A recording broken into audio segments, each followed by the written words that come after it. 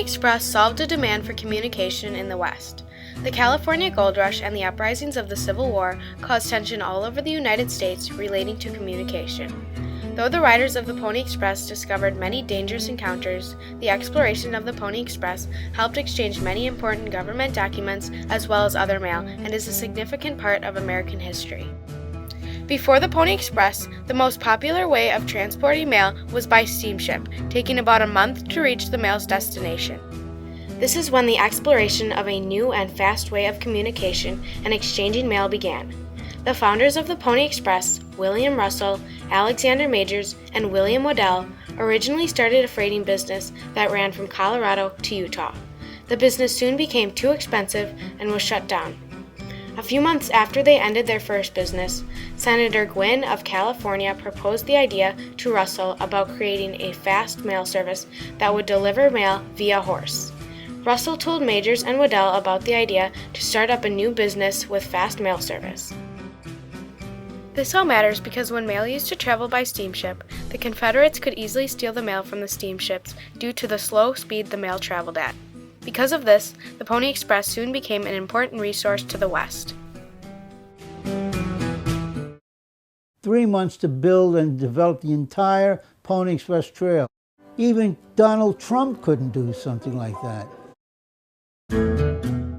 According to Les Bennington, the current president of the National Pony Express Association, the Pony Express was the email of 1860 and 1861 because it would make the trip in the summer months in 10 days. While exploring ways that would be most efficient when it came to delivering mail, the business decided to purchase the fastest horses and have them traveling at high speeds. The riders would have to change horses every 10 to 15 miles in order to travel at high speeds with their horses. Not only did the swift horses help the Pony Express deliver mail in a timely manner, but they also helped with other things that riders would encounter on the trail. According to Joseph DiCierto, author of the Saga of the Pony Express, well fed with the best grain, these horses were faster than most Indian mounts, and in addition to meeting the demands of the schedule, they often saved the lives of the riders who were able to outdistance Native American attackers. For the riders, there was a specific criteria. According to Joseph DiCierto, of course, the best horses were of no use without experienced riders, and so Russell, Majors, and Waddell assigned their division superintendents the task of hiring 70 to 80 riders each. They saw young men born to the saddle and undaunted by danger. The route the riders would take started in St. Joseph, Missouri, and ended in Sacramento, California. Once the business was started, there were many problems that the riders would encounter on the trail. While the riders were on the trail, they were in unknown territory, which meant they would often encounter many animals such as bears and snakes.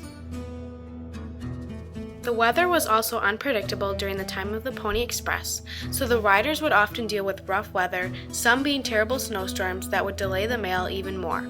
According to David Nevin, author of The Expressmen, worse than Indians, worse than anything, the riders said that there was a mountain run through a blizzard in sub-zero cold with snowdrifts higher than a man's head. For example, Warren Upson encountered a blizzard and spent more than a day fighting through the blizzard in the mountains. Also, in December 1860, a rider of the Pony Express froze to death after getting lost on his way to Fort Kearny, Nebraska. Not only did the riders have to worry about encountering animals, but they also had to deal with bad weather. The most encountered problems on the trail were the Indians, which made the journey of the Pony Express even more difficult. The Indian tribe named the Paiutes caused around $75,000 in damage by the time the Pony Express ended.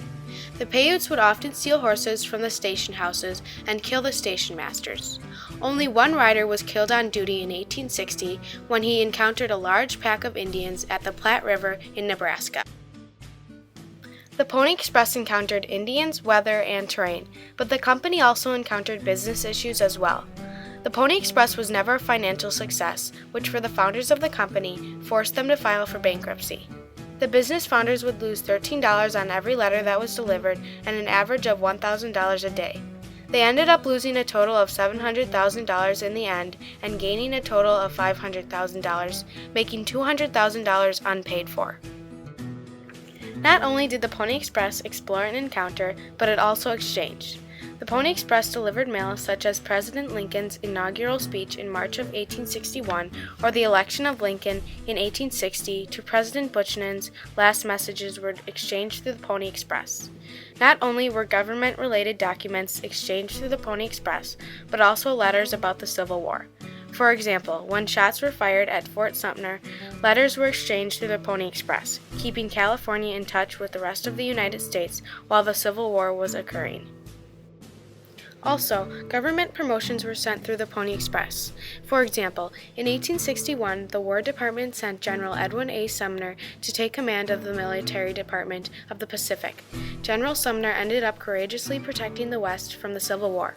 By winter of 1861, records were broken for exchanging mail faster than ever before. In the end, the Pony Express ended up going bankrupt and was sold to Wells Fargo. Wells Fargo is a multinational banking organization, but at the time of the Pony Express was an overland mail service. Though the Pony Express isn't physically around today, Wells Fargo carries the Pony Express's remembrance in the company. And I think the Pony Express, even though technologically they were outdated, I think it's just a huge element as far as history is concerned. According to Nancy Pope from the Smithsonian National Postal Museum, the Pony Express also left a legacy that showed a demand for better communication henceforth. Even though the riders of the Pony Express discovered many dangerous encounters, the exploration of the Pony Express helped exchange many important government documents and is a significant part of American history. All of this matters because the Pony Express provided a way for the government and Civil War-related letters to reach the West and is an important part of American history today.